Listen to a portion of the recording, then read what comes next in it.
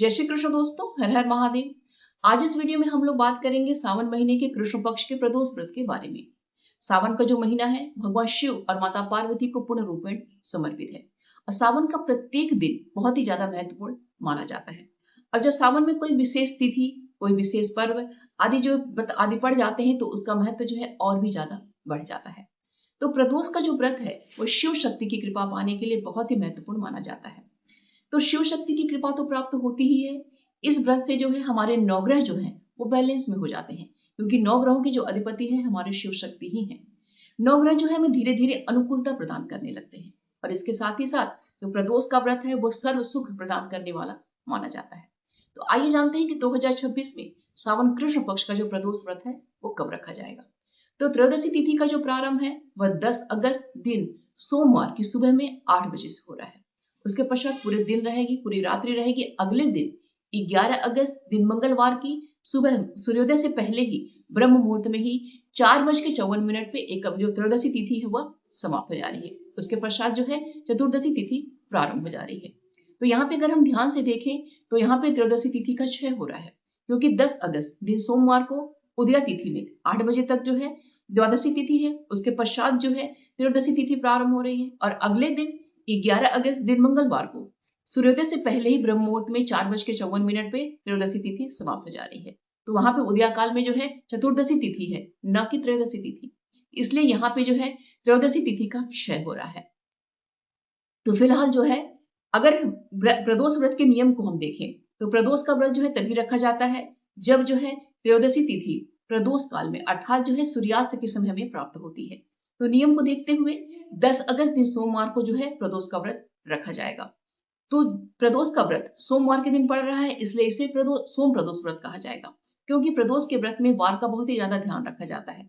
जिस दिन प्रदोष का व्रत पड़ जाता है उसी दिन के आधार पर प्रदोष के व्रत का नाम पड़ जाता है। जैसे इस बार सोमवार को पड़ा है तो इसे सोम प्रदोष व्रत कहा जाएगा। जैसा कि हम सभी जानते हैं कि सावन का प्रत्येक दिन बहुत ही महत्वपूर्ण होता है।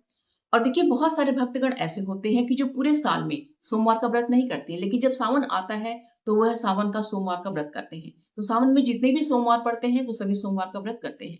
तो इस दिन 10 अगस्त दिन सोमवार को जो है सावन का दूसरा सोमवार का व्रत रखा जाएगा। तो सावन का महीना, सोमवार का व्रत और उसमें से उस दिन जो है प्रदोष का व्रत भी हमें प्राप्त हो जा रहा है। तो सब मिला के ये जो संयोग है बहुत ही ज्यादा शुभ संयोग का निर्माण हो रहा है। तो देखिए अगर किसी व्यक्ति की कुंडली में चंद्रमा का दोष है, अगर चंद्रमा उसका कमजोर है तो सोम प्रदोष करने से उसे बहुत ही ज्यादा लाभ मिलेगा। इसके साथ ही साथ सोम प्रदोष करने से मानसिक शांति की प्राप्ति होती है, आर्थिक समृद्धि में वृद्धि होती है और सुख सौभाग्य में वृद्धि होती है। जब भी हमें सोम प्रदोष प्राप्त हो तो सोम प्रदोष के दिन जो है सफेद रंग की वस्तुएं जो है शिवलिंग पे हमें ज्यादा से ज्यादा अर्पित करने का प्रयत्न करना चाहिए। जैसे सफेद वस्त्र है, भस्म है, अक्षत है, आपके सफेद रंग के जितने भी पुष्प हैं, आपका सफेद धतूरा है, सफेद जमादार है, सफेद रंग के गुड़हल की पुष्प है या बेला का फूल है आदि जितने भी सफेद रंग की पुष्प हमें मिल जाए, ठीक है, वो सभी हमें अर्पित करना चाहिए। इसके साथ ही साथ खाद्य वस्तुओं में सफेद रंग की बर्फी है, खीर है, मिश्री है, ये सभी चीजें भी हम अर्पित कर सकते हैं। ठीक है, तो कहने का तात्पर्य है कि जितना भी दूध, दही आदि भी हमारी सफेद वस्तुएं हैं, ये तो हम भगवान के अभिषेक में प्रयोग करते ही हैं। तो सफेद रंग की वस्तुओं का ज्यादा से ज्यादा प्रयोग करने का हमें प्रयत्न करना चाहिए। इस सोम प्रदोष पे हमें आर्द्रा नक्षत्र प्राप्त हो रहा है और ये आर्द्रा नक्षत्र पूरे दिन रहेगा और रात्रि में जाके मध्य रात्रि में 12:26 पे जो है आर्द्रा नक्षत्र समाप्त हो रहा है।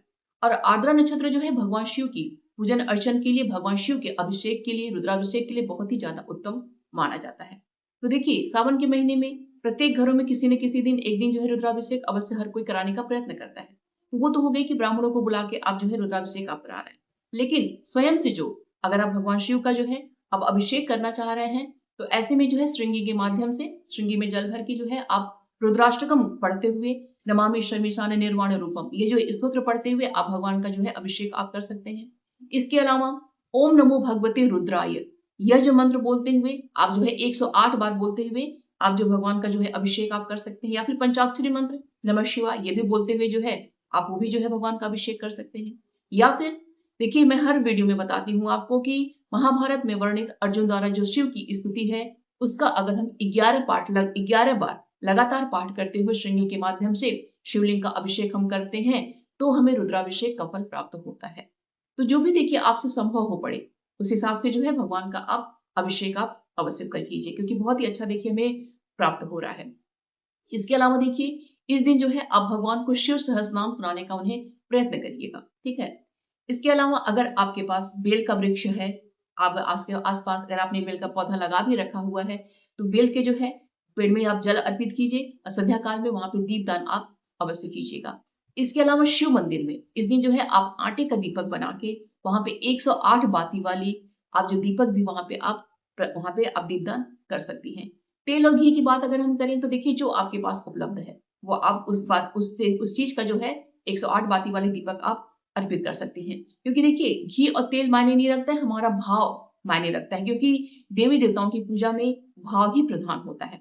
तो जो भी कार्य करिए उसको भाव के संग आप कीजिए। इसके अलावा देखिए पूरे सावन में जो है बहुत सारे लोग भक्तगण जो होते हैं पूरे सावन में जो है प्रतिदिन जो है पार्थिव शिवलिंग का निर्माण करते हैं, तो जो कि बहुत ही ज्यादा उत्तम है।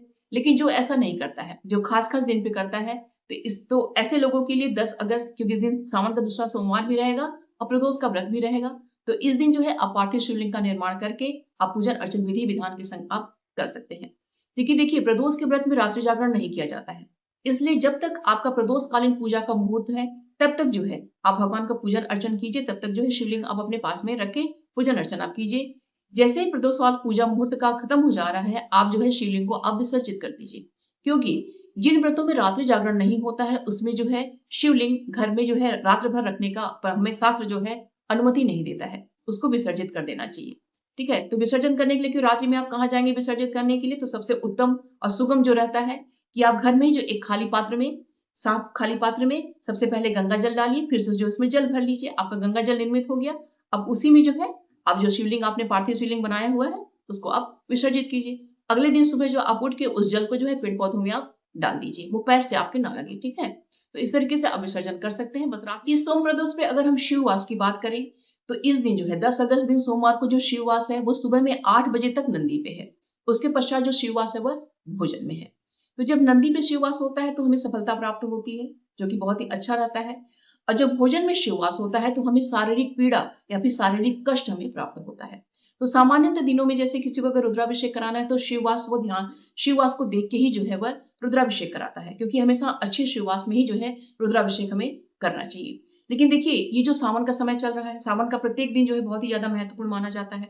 तो इस दिन जो है क्योंकि प्रदोष का व्रत है और सोमवार का दिन भी है, तो अगर आपको रुद्राभिषेक इस दिन कराना है तो आप अपने ब्राह्मण से जिनके माध्यम से आप करवा रहे हैं उनसे आप एक बार समझ लीजिएगा, तभी जो है रुद्राभिषेक कराएगा। अगर वो कहते हैं कि नहीं कराना सही है तो आप जो है आप उनकी बात मान के जो है आप रुद्राभिषेक आप करा सकते हैं। अन्यथा जो है वैसे तो सामान्यतः अगर ये रुद्राभिषेक कराने के लिए ये शिववास उत्तम नहीं माना जाता है, ठीक है। तो ये तो हो गया शिववास की बात। अगर इस दिन प्रदोषकालीन पूजा की शुभ मुहूर्त की बात हम करें तो इस दिन जो है प्रदोषकालीन पूजा का जो शुभ मुहूर्त है वो शाम में 6:38 से लेकर रात्रि में 8:48 तक है। तो इस समय जो है आप पूजा जो है विधि विधान के संग अपना पर्याप्त समय में मिल जाता है, अच्छे से आप कर सकते हैं, ठीक है। और जब भी भगवान शिव की हम पूजन अर्चन करें तो हमें ध्यान रखना चाहिए, चाहे माता पार्वती की, दुर्गा की अगर हम पूजन अर्चन करें तो हमें ध्यान रखना चाहिए कि पूजा के समय, क्योंकि बिल्कुल हमें जो है जैसे भगवान जैसे वो अपना रूप धारण करते हैं वैसे हमें भी बनना चाहिए। तो हमेशा ही अपने गले में रुद्राक्ष की माला पहननी चाहिए और अपने माथे पे जो है त्रिपुंड जो है लगा के तभी जो है अपनी पूजा आदि हमें करनी चाहिए। ये शास्त्रों में हमें ऐसा निर्देश दिया गया है कि हमेशा ही जब शिव शक्ति के हम पूजन आदि करें तो अपने गले में रुद्राक्ष की माला पहन के माथे पे जो है त्रिपुंड लगा के तभी जो है पूजा हम करें, तभी जो है पूजा का हमें फल हमें सही ढंग से हमें प्राप्त होता है। ऐसा नहीं कि आपको ऐसा आप नहीं करेंगे तो आपको फल प्राप्त नहीं होगा, लेकिन जो फल आपको मिलना चाहिए वैसा फल हमें प्राप्त नहीं होता है, इसलिए हमेशा ही ये बात हमें ध्यान में रखना चाहिए। उम्मीद करती हूँ ये वीडियो आप सभी के लिए बहुत ही हेल्पफुल होगा। इससे संबंधित कोई भी प्रश्न अगर आपका है तो कमेंट बॉक्स में मुझसे पूछिएगा, मैं रिप्लाई आपको अवश्य करूंगी। मिलते हैं अगले वीडियो में। अपना और अपनों का ख्याल रखिएगा। जय श्री कृष्ण।